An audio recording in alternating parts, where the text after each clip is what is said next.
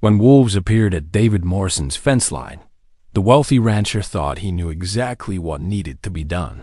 But as neighboring farms fell victim to increasingly bold attacks, David discovered that these weren't ordinary predators. Hidden beneath his family's century-old land lay a secret that would force him to choose between protecting his legacy and preserving something far more extraordinary than he ever imagined.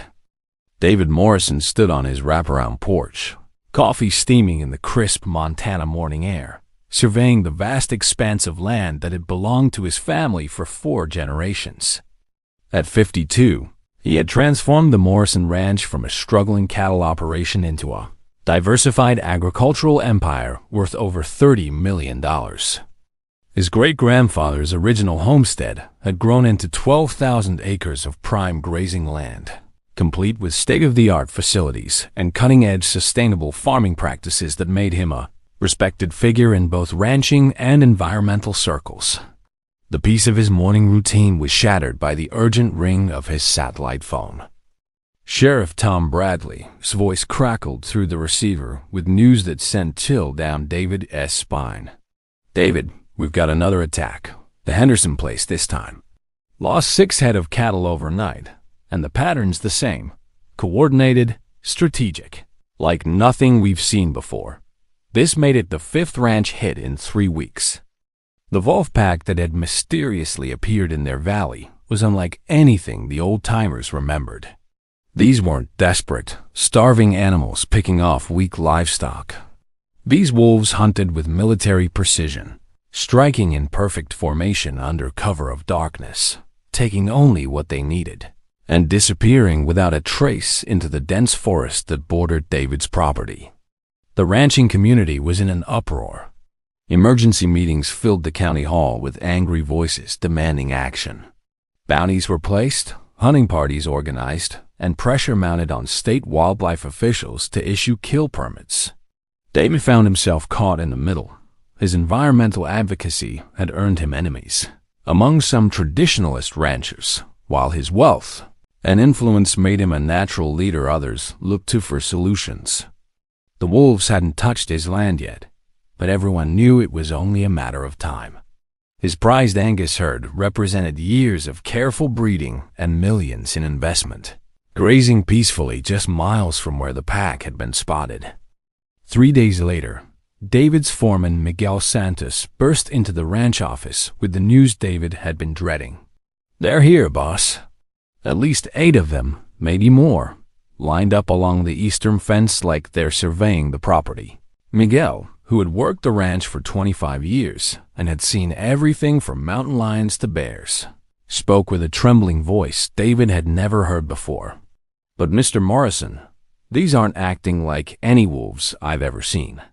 They're just watching." David grabbed his binoculars and a DV, racing across the familiar terrain toward the eastern boundary, where his property met the national forest. What he saw through his lenses defied everything he thought he knew about wolf behavior. The pack stood in perfect formation along his fence line, not pacing, not hunting, not showing any signs of the aggression that had terrorized his neighbors. The alpha, a massive gray male with intelligent yellow eyes, seemed to be studying the ranch with an almost human-like curiosity. Word spread quickly through the valley's tight-knit community. By evening, David's phone rang nonstop with calls from frantic neighbors, reporters seeking statements, and wildlife officials demanding immediate access to his property. The pressure was immense. Tom Bradley arrived with a team of federal agents armed with tranquilizer guns and kill permits, ready to end the threat once and for all. "David, you've got to let us handle this," the sheriff pleaded. "These animals have already cost our community hundreds of thousands in losses. We can't let sentiment put more lives and livelihoods at risk." But something nagged at David. In 30 years of ranching, he had developed an instinct for reading animal behavior, and nothing about this pack fit the pattern of typical predators. That night, unable to sleep, he walked to his bedroom window overlooking the eastern pasture. In the moonlight, he could see them, still there, still watching, like sentinels guarding something precious.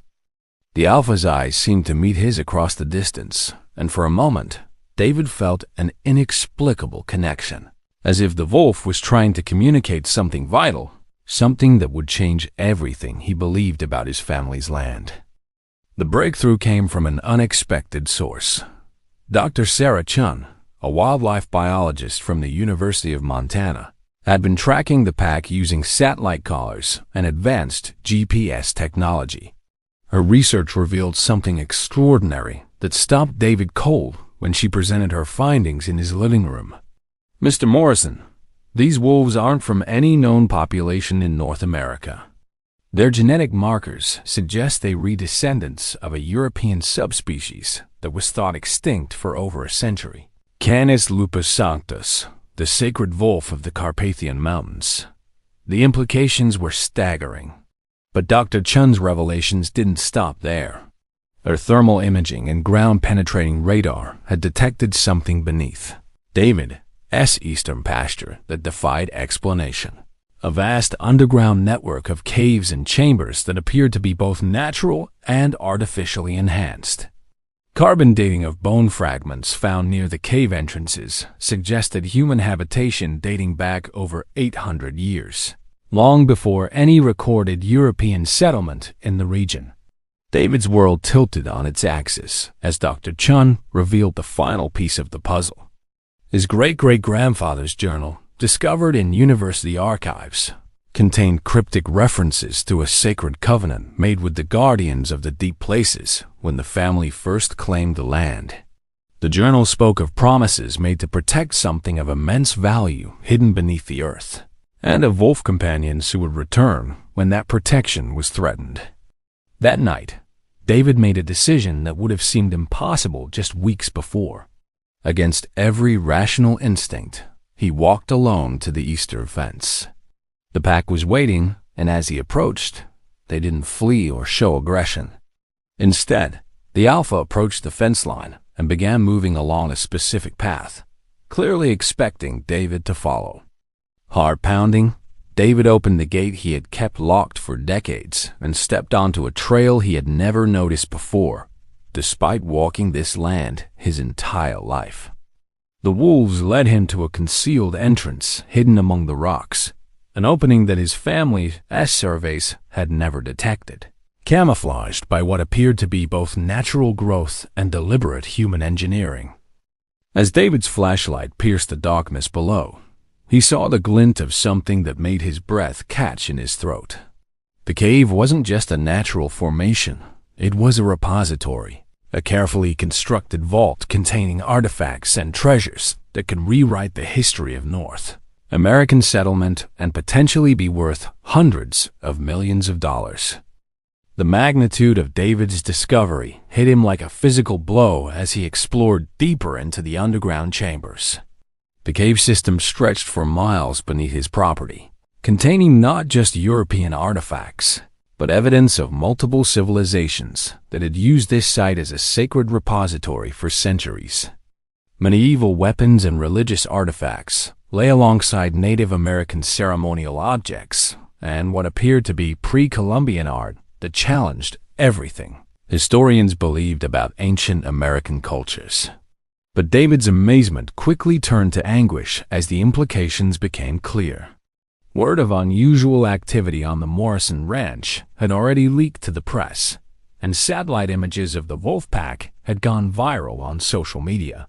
Archaeological treasure hunters, government officials, and corporate interests were circling like vultures, all eager to claim pieces of what could be the most significant historical find in North American history. The wolves, David realized, hadn't been terrorizing the valley. They had been protecting this invaluable heritage from the very discovery that now threatened to destroy it. The pressure from the local community reached a breaking point when rancher Jack Sullivan, who had lost 40 head of cattle to the pack, arrived at David's gate with a group of armed men. "Morrison, you've got until sunset to let us deal with this wolf problem, or we're taking matters into our own hands," Sullivan declared, his voice carrying the desperation of a man facing financial ruin. "I don't care about your environmental theories or your money. These animals are killers, and they need to be stopped. David found himself trapped between impossible choices. Every day he delayed action. More neighbors suffered losses they couldn't afford. The Henderson family, who had ranched their land for 3 generations, was already talking about selling to developers. The economic devastation was real and growing, and David's refusal to allow the wolf hunt was being seen as the selfish whim of a wealthy man who could afford to lose a few cattle. Meanwhile, Dr. Chun's research team had been joined by federal archaeologists, and preliminary assessments suggested the site could require decades of careful excavation to properly preserve its contents. The wolves, sensing the increasing human activity, had become more aggressive in their protection of the caves, leading to increasingly dangerous confrontations.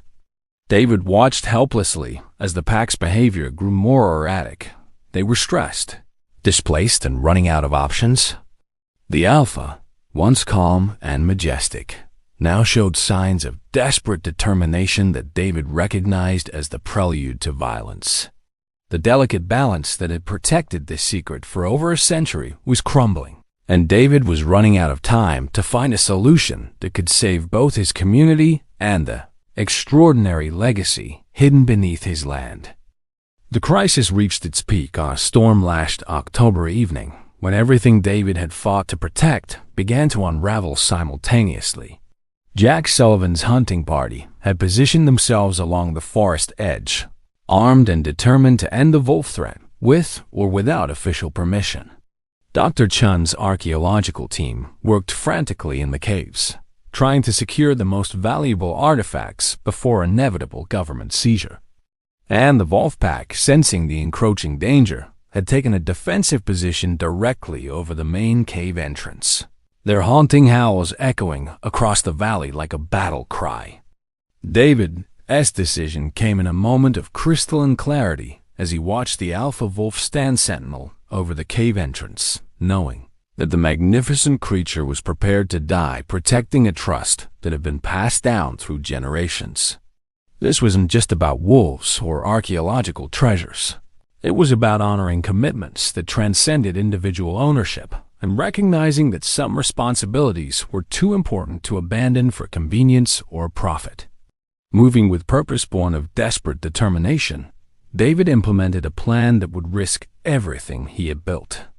He contacted every major news network, every environmental organization, and every archaeological society he could reach, making the discovery public before government agencies could classify and seize it. The story exploded across international media within hours. The sacred wolves of Montana, guardians of a hidden treasure that could revolutionize understanding of American history. The gamble paid off beyond David's wildest hopes. The combination of the mystical wolf guardians and the archaeological significance captured global imagination.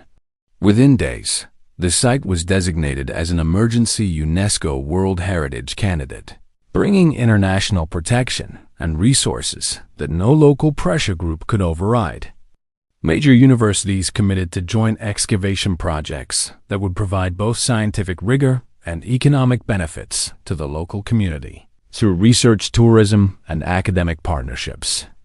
But the real test came when David faced the alpha wolf one final time as government wildlife experts prepared to relocate the pack to a protected sanctuary where they could live safely while the archaeological work proceeded. The great gray wolf approached the fence line where their strange partnership had begun, and for a moment, David felt the weight of generations of trust passing between them. The wolf's intelligent eyes seemed to convey understanding. The covenant was complete. The trust had been honored, and the sacred guardianship could finally be transferred to those who would protect it for future generations.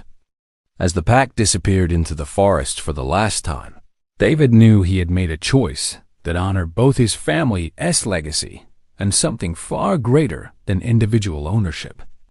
5 years after the wolves first appeared at his fence line, David Morrison stood in the same spot where his extraordinary journey had begun. But the landscape around him had been transformed in ways he could never have imagined.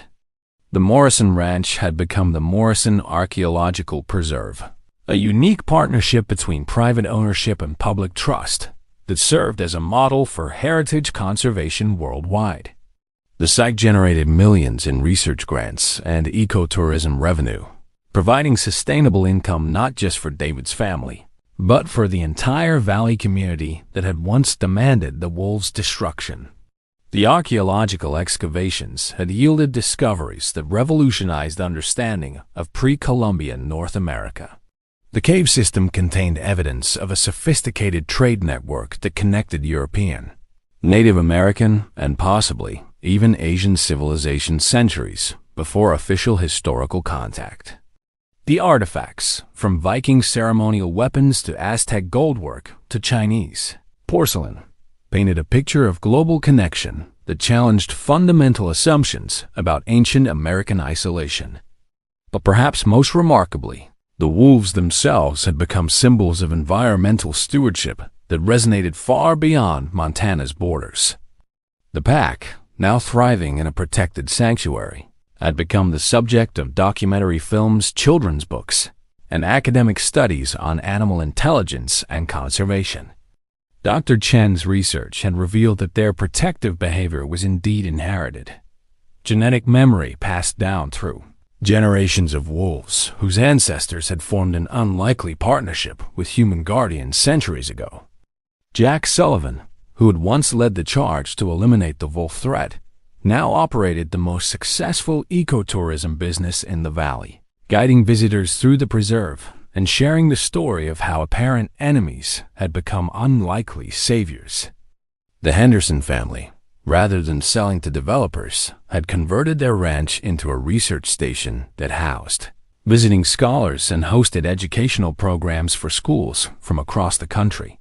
David often reflected on how close they had all come to destroying something irreplaceable out of fear and short-sighted thinking. The wolves had taught him that true stewardship sometimes required the courage to protect things that seemed threatening or inconvenient, trusting that deeper wisdom would eventually reveal itself. As he watched the sunset paint the mountains in shades of gold and crimson, David understood that the greatest treasures were often hidden in plain sight, waiting for someone brave enough to look beyond surface appearances and honor the ancient contracts that bind us all to something larger than ourselves. The Morrison Ranch had always been more than just land. It was a sacred trust, and the wolves had simply been reminding him of promises his family was meant to keep.